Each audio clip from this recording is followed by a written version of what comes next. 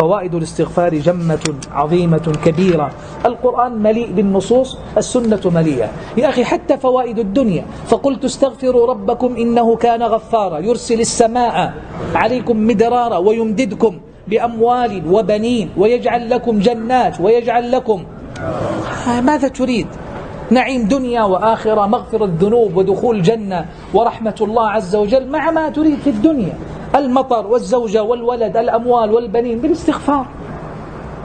من أكثر الاستغفار جعل الله له من كل هم فرجا ومن كل ضيق مخرجا.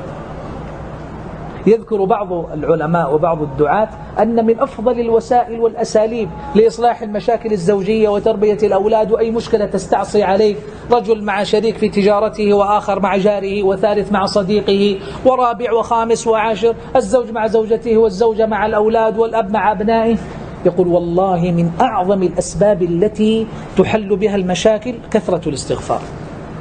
حصلت مشكلة يقول ما عليك، فقط توجه إلى الله عز وجل واستغفر 100 مرة 200 مرة 500 مرة 1000 مرة، والله كأن شيئا ينزل من السماء فتحل الأمور وتسهل الصعاب وتنفرج الكربات.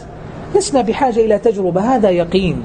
والنبي عليه الصلاة والسلام قد أبان لنا كثيرا من فضائل الاستغفار وبركاته كما جاء أيضا في السنة النبوية حتى في آثار السلف. يقول لقمان لابنه يا بني عود لسانك، يقول يا بني عود لسانك اللهم اغفر لي فإن لله ساعات لا يرد فيها سائلا.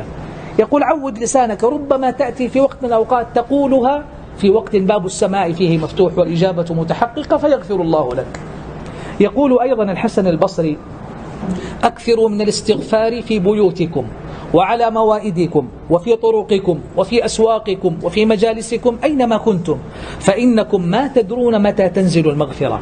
النصوص في هذا كثيرة. عائشة رضي الله عنها أيضا هي ممن ورد عنها كثير من العبارات كسائر السلف رضي الله عنهم أجمعين، تقول طوبى لمن وجد في صحيفته استغفارا كثيرا.